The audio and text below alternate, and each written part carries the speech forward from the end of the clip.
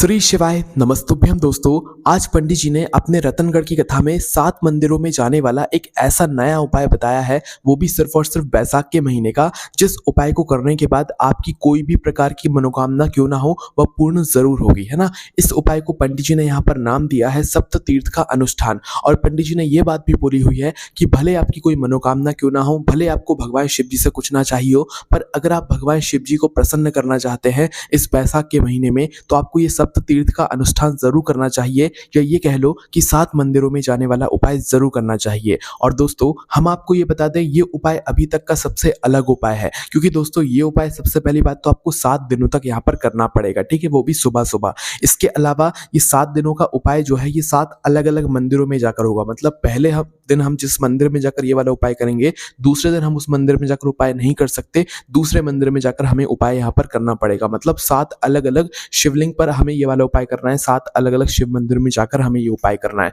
दोस्तों इस उपाय को करने का फल बहुत ही बड़ा आपको मिलने वाला है, क्योंकि ये उपाय थोड़ा सा मुश्किल जरूर है, पर जिसने भी इस उपाय को किया उसकी भगवान शिव सारी मनोकामनाएं पूर्ण करेंगे। जिस भी मनोकामना के लिए आप अपना ये वाला उपाय करेंगे वो भी 7 दिनों तक, भाई आपकी वह मनोकामना पक्की बात है कि पूर्ण होनी ही होनी है। और ये उपाय को करने की एक खास बात यह है कि ये उपाय 7 दिनों तक चलेगा, पर इस बात का ध्यान रखना कि आपका 7 दिन जब पूरे होने चाहिए जिस दिन जो है प्रदोष व्रत पड़ रहा हो, मतलब 7वां दिन पर प्रदोष व्रत पड़ रहा हो, है ना, क्योंकि ये जो उपाय है इसका जो विराम है ये प्रदोष व्रत के दिन ही यहाँ पर होने वाला है। मतलब आप इस उपाय को जब भी करना शुरू करें तो ये देख लें कि हमारा जो 7वां दिन है वो प्रदोष व्रत के दिन ही पड़े, उस हिसाब से फिर आप लोग जो है ये वाला उपाय अपना करना शुरू कीजिएगा। और 7 दिनों तक ये वाला जो उपाय है ये यहाँ पर होने वाला है, ठीक है। और ये उपाय सिर्फ और सिर्फ बैसाख के महीने का है। इसके अलावा पंडित जी ने बोला हुआ है कि इस उपाय को आप कभी और किसी दिन नहीं कर सकते। तो आइए जानते हैं कि आप लोगों को ये 7 अलग अलग मंदिरों में जाने वाला उपाय कैसे करना है। अगर आप भी इस उपाय को करने वाले हैं और आपने आज की कथा में सुना हुआ है, आपको कुछ बात समझ नहीं आई है, तो इस वीडियो को एक बार पूरा जरूर देख लीजिएगा, आपको पूरी बात अच्छे से यहाँ पर समझ आ जाएगी। देखिए सबसे पहली चीज, ये जो उपाय है ये 7 दिनों तक होने वाला है, और इस उपाय का जो विराम दिवस होगा, मतलब जो 7वां दिन होगा उपाय का, वो प्रदोष व्रत पर आना चाहिए। इस हिसाब से आपको जो है उपाय यहाँ पर शुरू करना है, ठीक है। इसके बाद में अब इस उपाय को जो है आपको हर दिन सुबह सुबह करना है, वो भी हर दिन अलग अलग मंदिरों में यहाँ पर जाकर, है ना। तो आइए समझते हैं कि करना क्या है। तो देखो सबसे पहली चीज यहाँ पर आपको चाहिए पड़ेगा एक मिट्टी का पात्र।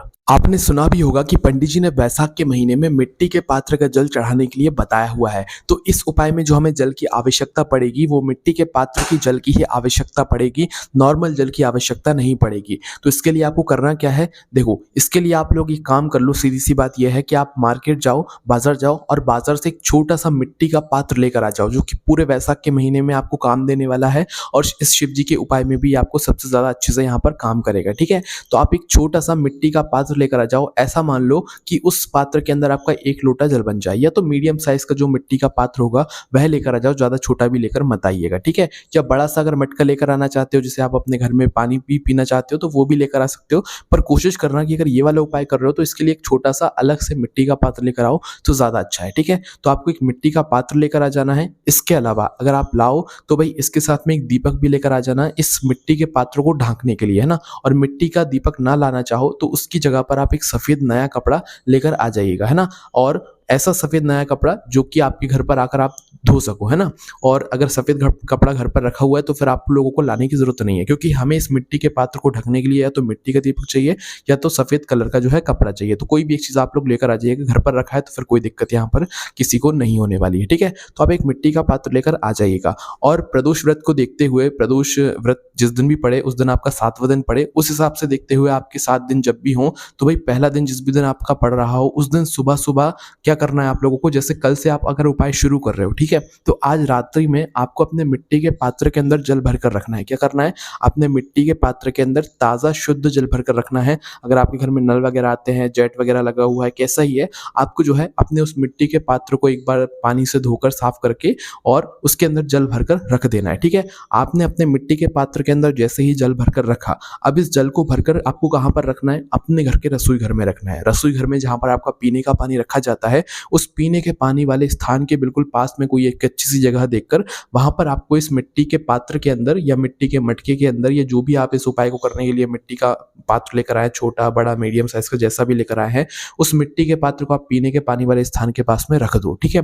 अब इस मिट्टी के पात्र को आप जिस भी दिन उपाय कर रहे हैं उसके 1 दिन पहले रात्रि में रखना है, इस बात का ध्यान रखना है। उसी दिन बिल्कुल ये मिट्टी का पात्र नहीं रखना है और हर दिन 7 दिनों तक ऐसे ही करना है। जैसे सुबह आपको उपाय करना है तो एक रात्रि पहले ही आप लोगों को जो है मतलब आज की रात्रि में अपना जो मिट्टी का पात्र है उसमें जल भर कर रख देना है और सुबह फिर आप लोगों को इस जल से उपाय करना है, ठीक है?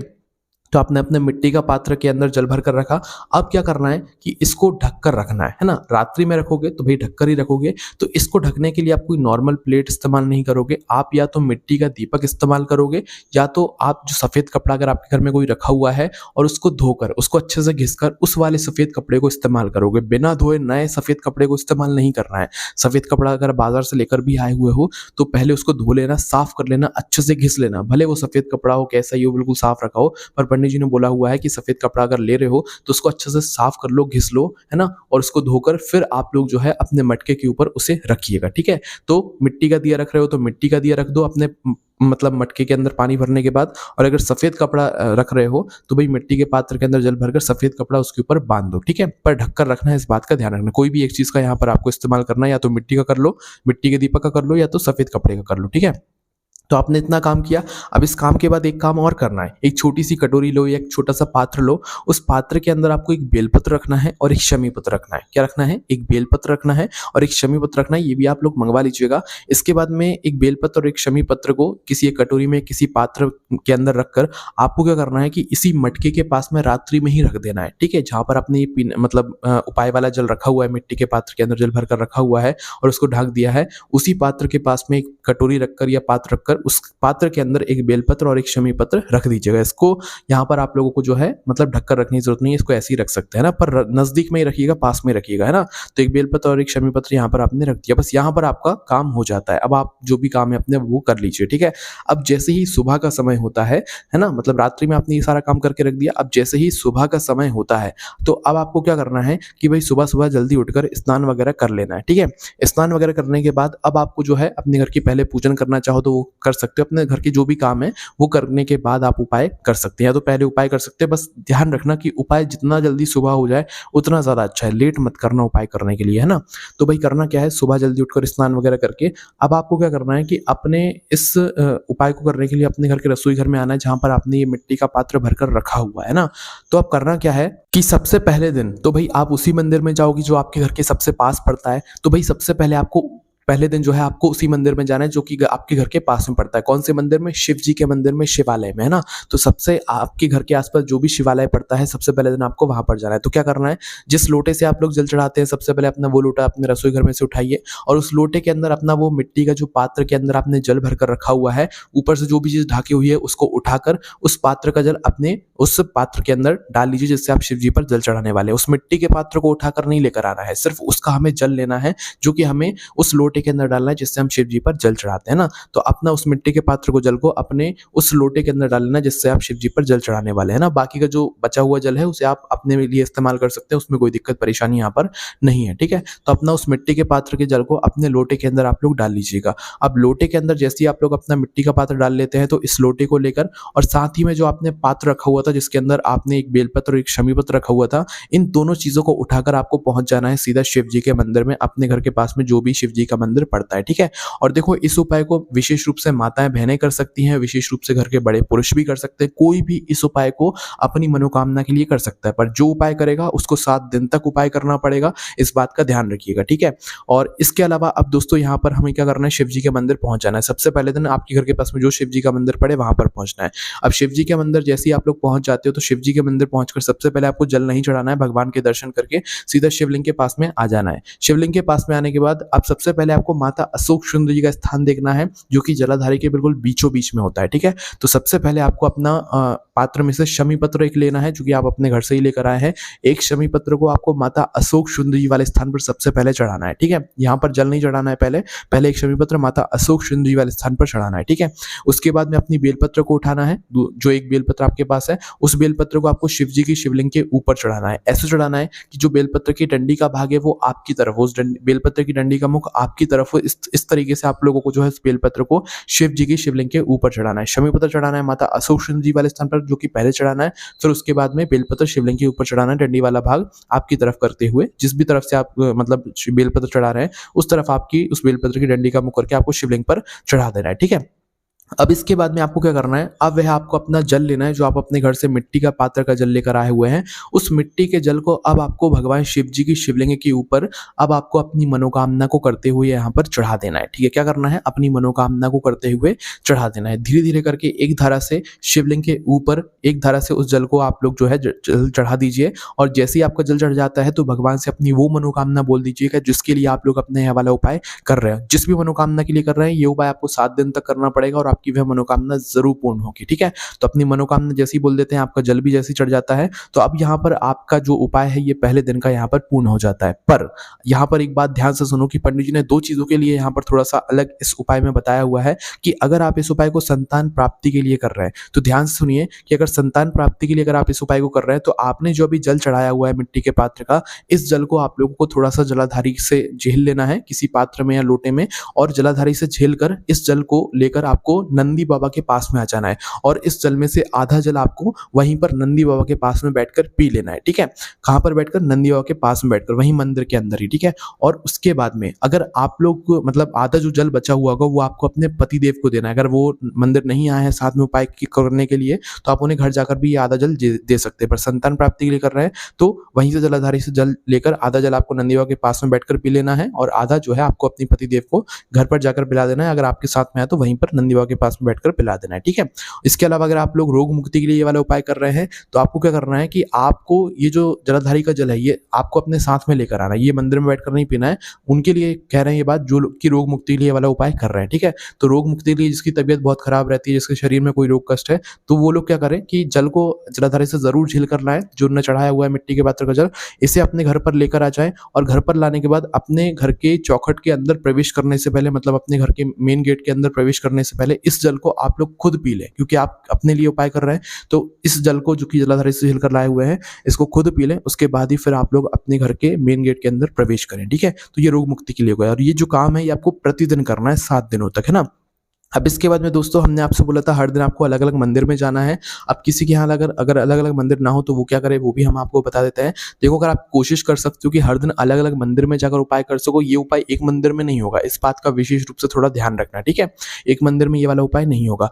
अगर हर दिन आप लोग अलग अलग मंदिर में जा सकते हो, भले थोड़ा दूर हो, गाड़ी से चले जाओ, कोई दिक्कत नहीं है। उपाय को करने की प्रतिदिन विधि एक ही रहेगी, इसमें कोई बदलाव नहीं रहेगा, बस अलग अलग मंदिर में जाना। अब अगर कोई अलग अलग मंदिर में, अलग अलग शिव मंदिर में रोज नहीं जा सकता, अलग अलग शिवलिंग में रोज नहीं जा सकता है, तो उसके लिए पंडित जी ने बोला हुआ है कि आप रोज एक पार्थिव शिवलिंग बनाओ और रोज एक पार्थिव शिवलिंग को बनाकर उसके ऊपर ये सारा काम करो और उनकी पूजन अर्चना करो। तो अगर आप लोगों के घर के आसपास ज्यादा शिव मंदिर नहीं है तो उस जगह पर आपको पार्थिव शिवलिंग ही बनाना है। और अगर आप लोग शिव मंदिर में जा सकते हो 7 दिन तक, अलग अलग शिव मंदिर में, एक ही शिव मंदिर में उपाय नहीं करना है, अलग अलग शिव मंदिर में करना है, तो आप लोग वैसा कीजिएगा। बाकी नहीं है ज्यादा शिव मंदिर तो आपको पार्थिव शिवलिंग बनाना है। तो पार्थिव शिवलिंग भी आपको अलग अलग जगह पर बैठकर बनाना है। जिस जगह पर जाओ वहां की मिट्टी को लेकर बना सकते हो या तो अपने साथ में मिट्टी लेकर जा सकते हो, उस जगह पर बैठकर बना सकते हो, ठीक है। तो ये जो पार्थिव शिवलिंग होंगे दोस्तों, ये आपको ज्यादातर कोशिश करना कि बेलपत्र के पेड़ के नीचे बैठकर बनाओ, या जैसे एक दिन आपने अपने घर पर बना लिया तो दूसरे जो पार्थिव शिवलिंग बनाओगे वो कहीं और बनाना, बेलपत्र के पेड़ के नीचे बनाना, या कोई और मंदिर अगर आपके घर के आसपास है तो वहां पर बैठकर बनाना। तो ये जो पार्थिव शिवलिंग भी आपको बनाना है ये अलग अलग जगह बैठकर बनाना है ना। बेलपत्र का पेड़ हो गया, शमी का पेड़ हो गया, है ना, आंवले का पेड़ हो गया, इनके नीचे बैठकर आप लोगों को यहाँ पर बनाना है अलग अलग दिन पर, ठीक है।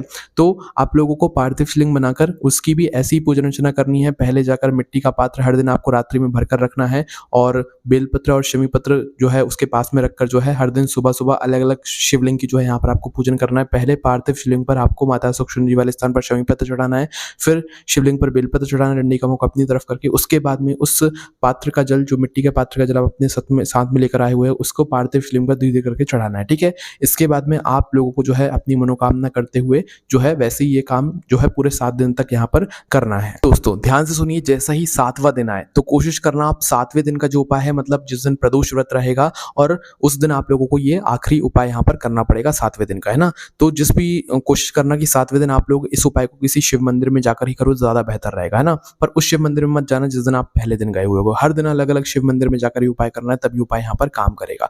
तो अब आपको करना क्या है कि शिव मंदिर में जैसे ही पहुँचते हो 7वें दिन, मतलब प्रदोष व्रत के दिन, तो उस दिन सुबह-सुबह भी सेम ही आपको कार्य करना है जो आपने पहले दिन से लेकर अभी तक किया हुआ है। तो वैसे ही आपको कार्य करना है। बस उस दिन का जो जल है वो आपको जो है बचा कर रखना है शाम के लिए। उस दिन जो आपने जल चढ़ाया, अपना उपाय किया, जल चढ़ाया, तो जलाधारी का जो जल है वो आप अपने पास में बचा कर रख लेना। और बचा कर रखने के बाद आपने जितना पीना है उतना पी लेना, पर बचा कर भी रख लेना, क्योंकि ये अब बचा हुआ जल हमको शाम को वापस से पीना है, ठीक है। तो अपना जल बचा कर रख लेना शाम के लिए, प्रदोष काल के लिए, प्रदोष व्रत के दिन प्रदोष काल के लिए। तो इस दिन क्या करना है आप लोगों को, शाम के समय प्रदोष काल में उसी शिव मंदिर में जाना है जहाँ पर आपने सुबह उपाय किया हुआ होगा। तो अब आपको इस जल को जो है शाम के समय प्रदोष काल में क्या करना है, भगवान शिव जी का कोई भी एक मंत्र बोलकर पी लेना है। श्री शिवाय नमस्तुभ्यम, ओम नमः शिवाय, कोई भी एक मंत्र बोलकर शिव जी का इस जल को आपको पी लेना है, जो कि आपने सुबह बचा कर रखा हुआ था। मंदिर नहीं जा सकते तो अपने घर पर बैठकर ही ये जल को पी सकते हैं। मंदिर जाओगे तो ज़्यादा बेहतर यहाँ पर रहेगा, ठीक है। और अपनी मनोकामना एक बार और वहाँ पर भगवान से विनती कर लीजिएगा, ठीक है। ये उपाय सिर्फ और सिर्फ वैसाख के महीने में आपको करना है।